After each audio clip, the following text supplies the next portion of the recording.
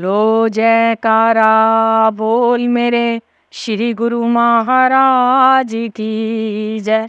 बोलो साचे दरबार की जय। बोलो श्री आनंदपुर वासी भगवान की जय।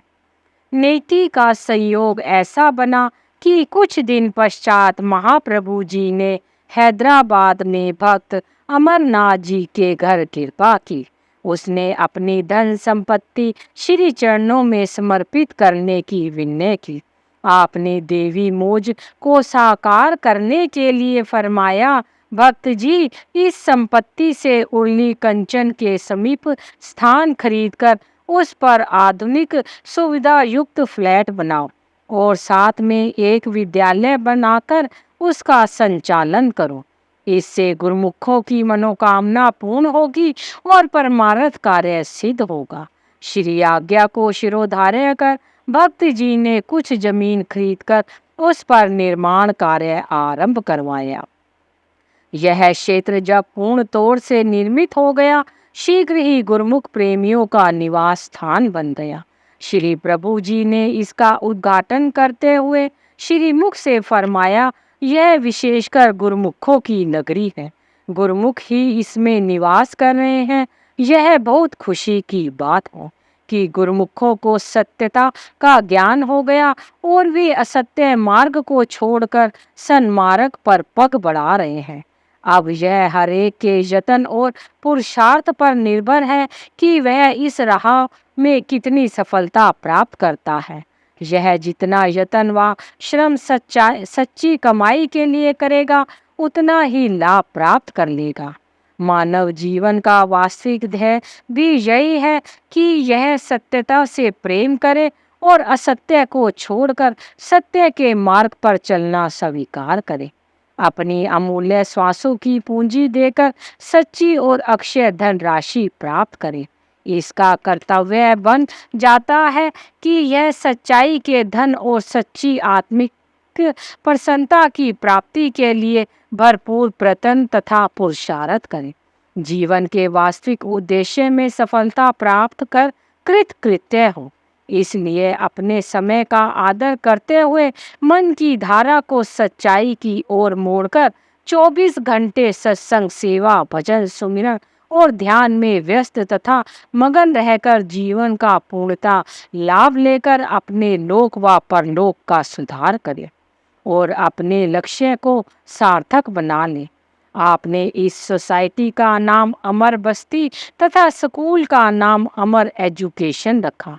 आपकी विशेष कृपा के अधिकारी बनकर गुरुमुख जन संसारिक कार्य व्यवहार करते हुए मानसिक शांति तथा आत्मिक आनंद से लाभान्वित हो रहे हैं।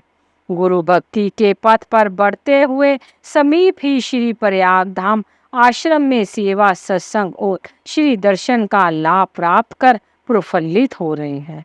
वे सब मुक्त कंठ से महिमा गाते हुए नहीं अगाते, हर समय श्री चरणों में यही विनय सुनाते कि इन महान उपकारों के दासन दास आभारी हैं, ऋणी हैं। जन्म जन्मों तक भी ऐसे ही आपके चरणों की छत्र छाया मिलती रहे और श्री दरबार से नाता जुड़ा रहे। कुछ समय पश्चात आपने अमर बस्ती में एक प्रेमी की विनय पर उसके घर कृपा की। उसने घर के ड्राइंग रूम में श्री मंदिर बनाया हुआ था, जहाँ श्री परमहंसों की दिव्य प्रतिमाएं विराजमान की हुई थी। आप श्री परमहंसों को शीश नवाकर पलंग पर विराजमान हुए और एक महात्मा जी को सत्संग करने की आज्ञा दी। महात्मा जी ने सत्संग के आरंभ में ही परम संत श्री कबीर साहेब जी का यह दोहा बोला। दोहा: जागर साधु न सेवही, पार ब्रह्म पति नाही, ते घर मरगट सखिया, भूत बसे ठाई। श्री प्रभु जी ने फरमाया, महात्मा जी यह घर तो भक्तों का है, यहाँ श्री परमहंस दयाल जी विराजमान है। श्री दरबार के 5 नियमों का नित्य प्रतिपालन होता है, फिर भला यहाँ भूत प्रेतों का क्या काम। आप इस दोहे को इस प्रकार पढ़ो: श्री आरती पूजा जो जहाँ, श्री परमहंस विराजमान। जिस घर गुरु की भक्ति है, सो घर बैकुंठ समान। जो प्रेमी नित्य नियम से श्रद्धा पूर्वक भक्ति के नियमों की पालना करता है, उसका घर हो तो क्या, उसका जीवन ही बैकुंठ बन जाता है। ऐसे भाग्यशाली गुरुमुख ही महापुरुषों को परम प्रिय होते हैं। श्री प्रभु जी की अपार कृपा को पाकर वह प्रेमी और उसका परिवार धन्य धन्य हो गया और श्री चरण रज के में मंजन कर अपने भाग्य मनाने लगा। करुणा सदन युग सम्राट महाराजाधिराज श्री परमहंस दाता दयाल जी ने जल थल तथा आकाश को नाम शब्द के दिव्य नाद से गुंजा दिया। विश्व के कोने कोने में, देश विदेश में गुरु भक्ति का अमृत पिलाकर सरसा दिया। जन जन के अंतर हृदय में आत्मिक तृष्णा को इतना जगा दिया कि प्रेम दीवाने आत्मिक आनंद को पाने की अधीरता में नव उत्साह लिए परमार्थ पथ के राही एवं अनुयायी बनने के लिए परवानों की न्याय श्री चरणों में पहुँचने लगे। ऐसा लगता था मानो आपने सृष्टि में गुरु भक्ति के अमृत की वृष्टि कर नव चेतना की ज्योति में प्रकाश से उनके अंतर मन के अंधकार को मिटाकर दिव्य प्रकाश से भरपूर कर दिया। आप परमार्थ के उच्च उद्देश्य को साकार करने तथा उसी के आकार को विशाल और भव्य रूप में प्रकट करने के लिए सर्वदा तत्पर रहते। इसको दृष्टिगत रखते हुए अब श्री प्रयाग धाम आश्रम में विस्तृत निर्माण करने की तीव्र गति से आरंभ करवा दिया। श्री दरबार के वाहनों की मरम्मत इत्यादि के लिए पहले मंदिर परिसर के पास महात्मा ज्ञान योगानंद जी की एक छोटी सी वर्कशॉप हुआ करती थी। आपकी मोह थी कि इसे मंदिर से थोड़ा दूर बनाया जाए, इसलिए आपने उस स्थान को साफ करवाकर नए सिरे से आधुनिक उपकरणों से सुसज्जित वर्कशॉप का निर्माण करवाया। सन 2008 में इस खेती वर्कशॉप की नींव रखी और सन 2009 में महात्मा योग हीरानंद जी को इसकी जिम्मेवारी सौंपकर इसका भव्य मुहूर्त दिया। इस शुभ वेला में आपने अपने पावन वचनों में फरमाया, गुरुमुखों, सेवकों को सेवा करते हुए जो खुशी और आनंद होता है उसका अंदाजा लगाना कठिन है, क्योंकि वे जो भी सेवा करते हैं वे अपने इष्ट देव के निमित्त करते हैं। संसारी लोग जो भी कार्य करते हैं अशांति और दुख से करते हैं। कितने कितने गम उनको लगे हुए हैं। वे जब कमाते हैं तब भी दुखी होते हैं और जब खर्च करते हैं तब भी दुखी होते हैं, क्योंकि जो भी उनकी कार्यवाही है वह सब नफरस्ती के लिए है। उसमें सुख आए कहाँ से? दुखी होते हुए भी वे अपने कार्य में गलतान है। उन्हें इस यथार्थ तथ्य का ज्ञान ही नहीं है कि वास्तव में सुख है किसमें। जो भाग्यशाली पुरुष सत्पुरुषों की संगत सोबत में आ जाते हैं वे अपनी निरख परख कर सकते हैं कि मैं क्या कर रहा हूँ, मेरा कर्म किसके निमित्त है, मैं सुखी क्यों हूँ। सब गुरुमुख जो यहाँ एकत्र हुए हैं दिन रात सेवा कर रहे हैं, उन्हें ना आमदनी की चिंता है ना खर्च की।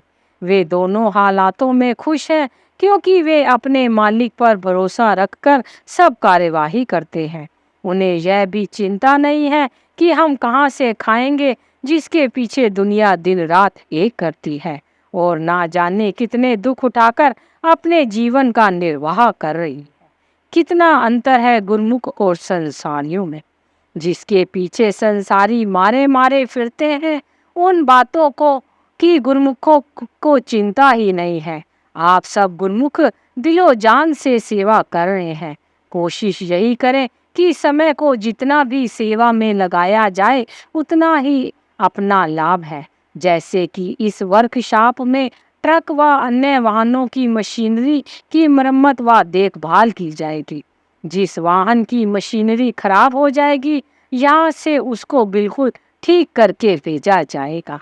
आज सबको इस शुभ मुहूर्त देखने का सौभाग्य प्राप्त हो रहा है। उसके लिए सभी गुरुमुखों को बहुत बहुत बधाई हो। सेवक सेवा की सौगत पाकर सदैव खुश प्रसन्न रहते हैं। सेवा ही सेवा का आभूषण है। अपने इष्ट देव की प्रसन्नता को प्राप्त करने की अचूक औषधि है। जिसे महापुरुषों की प्रसन्नता प्राप्त हो जाए, फिर उसके लिए कुछ भी अप्रिय नहीं रहता। वह सदैव एक अनोखी मस्ती में लीन रहता है। कुछ वर्षों के पश्चात आपने electronic workshop, welding workshop, carpentry workshop, इन सब का भी बहुत खुले क्षेत्र में निर्माण करवाया, जिससे इनसे संबंधित क्षेत्र में सुविधाएं प्राप्त हो जाने से निर्माण कार्य में विलक्षण तीव्रता आ गई। हर कार्य घर में ही होने लगा। इससे प्रगति में विशेष उन्नति हुई। भक्तानियों की ओर का लंगर जहां बैठकर भोजन ग्रहण करते हैं, त्योहारों में अधिक संगत आ जाने के कारण बहुत छोटा पड़ता था। संगत को कभी कभी बाहर सड़क पर बैठकर भोजन ग्रहण करना पड़ता अथवा लाइनों में लगकर लंबे समय तक प्रतीक्षा करनी पड़ती। इस असुविधा को दूर करने हेतु आपने सन 2005 में 2 विशाल लंगर हाल बनवाए, जहां एक ही समय में हजारों प्रेमी मिलकर भोजन ग्रहण कर सकते हैं। जब ये लंगर बनकर तैयार हो गए तो आपने मुख से पावन वचनों में फरमाया, गुरुमुखों, आज इस लंगर का मुहूर्त हो रहा है। यह आम दुनिया के लंगर की तरह नहीं है। यह प्रेमियों का लंगर है, जहां हर जीव भोजन पाकर केवल शरीर की क्षुधा को संतुष्ट नहीं करता, बल्कि मन को भी तृप्त कर लेता है। इस लंगर के प्रसाद को जो भी अमृत समझकर के खाता है, उसको अमृत की न्यायी सुख शांति मिलती है। यह लंगर केवल पेट भरने या उदर पूर्ति के लिए नहीं है। इसे जो भी श्रद्धा भाव रखकर प्रसाद समझकर ग्रहण करता है, तो उसके शरीर की पूर्ति तो होती ही है, साथ में आत्मा को भी शांति और सुख मिलता है। लंगर के भोजन में इतना स्वाद व आनंद भरा है कि जो बाहर के 36 पदार्थों में भी नहीं है। इसमें महापुरुषों का भोग लगा हुआ है। बाहर के जितने भी पदार्थ स्वाद हेतु ग्रहण किए जाते हैं, उनमें अशांति होती है और मन पर भी अच्छा प्रभाव नहीं होता। लंगर का सात्विक भोजन खाने से शरीर स्वस्थ रहेगा और मन पर भी अनुकूल प्रभाव पड़ेगा। इस शरीर से अधिक सेवा, भजन, बंदगी और भक्ति कर सकेगा। भजन भक्ति से शारीरिक और मानसिक रोग स्वतः ही कट जाते हैं। इसलिए यहाँ जितना श्रद्धा प्रेम रखकर भोजन करोगे, उतना ही आनंद पाओगे। आपने लंगर में भोजन मंगवाकर स्वयं भोग लगाया, सबने जयकारे बुलाए। इस प्रकार पावन वचनों की अमोल निधि को पाकर सबके मन अपूर्व खुशी को पाकर झूम उठे। सन 2015 में आपने गुरुमुखों के स्वास्थ्य लाभ हेतु भक्तों की ओर बहुत बड़े नेचर हॉस्पिटल का निर्माण करवाया। यथा अनुरूप वहां पर सब सुविधाएं प्रदान की। इसी अस्पताल में योग के लिए एक बड़ा कमरा बनवाया, ताकि व्यायाम एवं प्राणायाम करके गुरुमुखों का शारीरिक स्वास्थ्य ठीक रहे और वे भक्ति में प्रगति कर सके। श्री परमहंस अद्वैत मंदिर के मुख्य गेट के आगे एक बहुत बड़े अति भव्य पार्क की रूपरेखा तैयार करवाकर सन 2016 में उसकी नींव रखी। महाप्रभु जी की स्मृति का सौंदर्य स्वरूप इस पार्क का शुभ मुहूर्त श्री हजूर सद्गुरुदेव जी महाराज ने सन 2018 में किया। भीनी भीनी सुगंध बिखेरते हुए रंग बिरंगे पुष्प, शीतल फुआरों की बुछार करते हुए फुआरे और जगमगाती हुई रंगीन लाइटों, हरी मखमली घास व सजावट वाले पौधों से सुसज्जित इस पार्क की रचना ने श्री मंदिर की परिसर की खूबसूरती में 4 चांद लगा दिए। इस प्रकार देखा जाए तो श्री प्रभु जी ने हर क्षेत्र में समय अनुसार प्रत्येक कार्य को ध्यान में रखकर उसकी उचित व्यवस्था की। मंदिर, सत्संग भवन, लंगर, अस्पताल, कैंटीन, आवास स्थान, स्नान घर, प्रिंटिंग प्रेस, दफ्तर, पावर लूम, वर्कशॉपें, बस स्टैंड, उद्यान, बाग बगीचे आदि सबको विकसित करते हुए नव निर्माण करवाते गए। नए आवास स्थान बनाते हुए वर्तमान समय में आधुनिक बिल्डिंगों की रूपरेखा तैयार करवाकर उसका ऐसा निर्माण करवाया कि मानो नगर ही चलकर यहाँ पर स्थापित हो गए। यहाँ सब आपके अनवरत व अथक परिश्रम और प्रयासों का ही फल है। जो विशालकाय काले पत्थरों से भरी हुई जमीन पर असीम सौरभ बिखेरता हुआ परमारथ और रूहानियत का विश्वविख्यात महातीरथ स्थापित हो गया। आज हजारों की संख्या में लोग आकर यहाँ भक्ति और रूहानियत का लाभ उठा रहे हैं। महाप्रभु जी ने अपने अनमोल वचन में फरमाया, महापुरुषों की हर बात में छिपा गहरा राज होता है, जिस पर भी उनकी नजर पड़े उसका सुधार होता है। यह 100% सत्य है कि जिस ओर भी महापुरुषों की दृष्टि पड़ जाती है वहाँ जंगल में भी मंगल हो जाता है। पथरीली जमीन में पुष्प सुवासित हो उठते हैं, बंजर भूमि लहलहाने लगती है, जहाँ पानी की एक बूंद भी ना हो वहाँ महातीर्थ बन जाते हैं। यह सब महापुरुषों की चरण रज का प्रताप है। जिस धरा पर उनके चरण स्पर्श हो जाए फिर उसे तीर्थ धाम बनने का श्रेय मिल जाता है। इन सब वृहत कार्यों के अतिरिक्त आपकी दिव्य मौज श्री प्रयाग धाम के इतिहास को चित्रित करवाने की थी। इस हेतु आपने यह सेवा कुछ शरणागत कलाकारों को सौंपी। स्वयं भी पूरी लगन से उन्हें एक एक चित्र का शीर्षक देते हुए अपनी देखरेख में ही यह सारा कार्य संपन्न करवाया। इन चित्रों के माध्यम से यह दर्शाया गया कि किस प्रकार पहले यहाँ की उबड़ खाबड़ जमीन काले पत्थरों से भरपूर थी। यहाँ कोई गाड़ी अथवा वाहन तो आ ही नहीं सकता था। पानी का भी सर्वथा अभाव था। ना यातायात के साधन उपलब्ध थे और ना ही भूमि को आबाद करने का कोई साधन था। उस समय यहाँ शरणागत बहुत कम थे। उन्हें अपनी दिव्य शक्ति प्रदान कर किस प्रकार ऐसी भूमि को जगतारण प्रभु जी श्री श्री 108 श्री तृतीय पातशाही जी ने आबाद करना आरंभ किया और फिर उसी सिलसिले को बढ़ाते हुए श्री श्री 108 श्री चतुर पातशाही जी ने अपने समय में यहाँ निर्माण करवाया। बोलो जयकारा बोल मेरे श्री गुरु महाराज जी की जय।